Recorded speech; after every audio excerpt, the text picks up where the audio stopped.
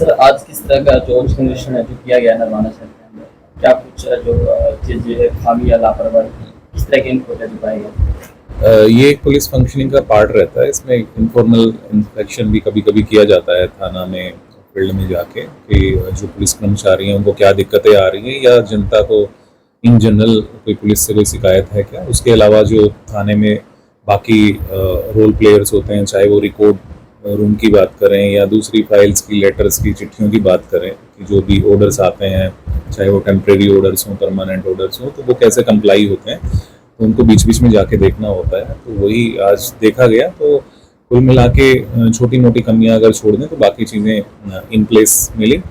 कुछ जो पुलिसकर्मी थे उनमें कुछ जो कमियां मिली तो उसके लिए उनको एक माइनर पनिशमेंट की कैटेगरी में वो कमियां आ रही थी, तो वो उनको दी गई है।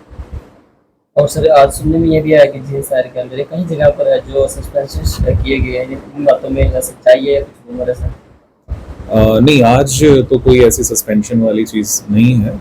लेकिन पहले ऐसे हुए हैं और उनका मकसद यही रहता है कि कोई पब्लिक इंटरेस्ट में कोई काम नहीं कर रहा है, अपना ड्यूटी से डिरेलिक्शन कर रहा है, तो डेफिनेटली जो भी एक लीगल एक्शन बनता है, डिपार्टमेंटल एक्शन बनता है, वो लिया जाता है, आगे भी लिया जाएगा।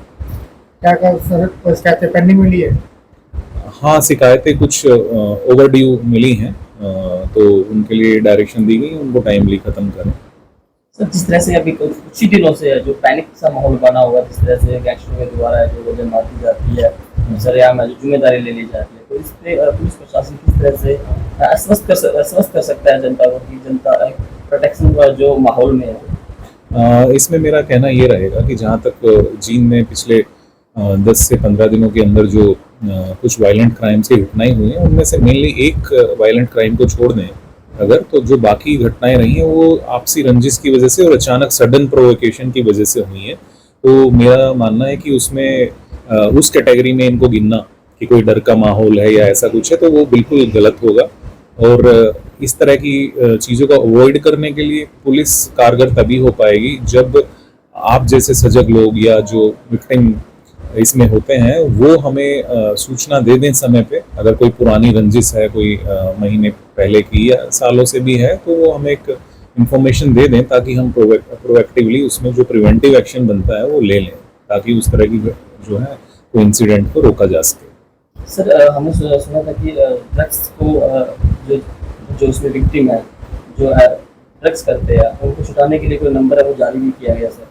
हाँ जी, बिल्कुल। इसमें बिल्कुल बिल्कुल ये ऑलरेडी हरियाणा गवर्नमेंट की तरफ से तो पहले से ही था। पुलिस डिपार्टमेंट इसमें काफ़ी टाइम से एक्शन ले रहा था। जैसे मेरा गांव मेरी शान करके एक कार्यक्रम चलाया जा रहा था, फिर उसके बाद स्टेट एक्शन प्लान एक बना, और अब जो है जैसे यहाँ जींद की बात करें तो पूरे जींद के लिए एक nodal officer DSP Narwana Amit हैं, HPS ऑफिसर, तो वो अच्छा काम इसमें कर रहे हैं। पिछले कुछ दिनों में डीजीपी हरियाणा की तरफ से भी प्रशंसा इस कार्य की जो है की गई है। हिसार रेंज जिसमें जींद भी आता है, तो उनकी प्रशंसा हुई है, और इसको एक पायलट प्रोजेक्ट लेके हरियाणा पुलिस आगे बढ़ रही है। और जो नंबर की आप बात कर रहे हैं, सेंट्रल गवर्नमेंट की तरफ से भी समय समय पर इस तरह की नंबर जारी किए जाते हैं। अभी फिलहाल एक 1933 एक नंबर है, हेल्पलाइन नंबर, जिसपे सूचना जो है गुप्त रूप से दी जा सकती है। और एक मानस पोर्टल भी है, उस पर भी लॉगिन करके पोर्टल पे जाके जो है कोई भी गुप्त सूचना, कोई नशा बिक्री के बारे में या और उस तरह की जो है दी जा सकती है। ड्रग्स एडिक्ट्स की जो प्रोफाइल है वो जो प्राइवेसी रखी जाएगी? हाँ, जहाँ तक ड्रग डी एडिक्शन सेंटर्स की बात करें और फिर उसमें जो इलाज हो रहा है उनकी बात करें, जिनका इलाज कराना है वो विक्टिम है उनकी बात करें, तो बिल्कुल कोशिश यही रखी जाती है कि उनको हम जो है पब्लिक उनके नाम का ना करें, ताकि उनको कोई ऐसा ह्यूमैनिटेरियन ग्राउंड पे कोई इशू ना फेस करना पड़े।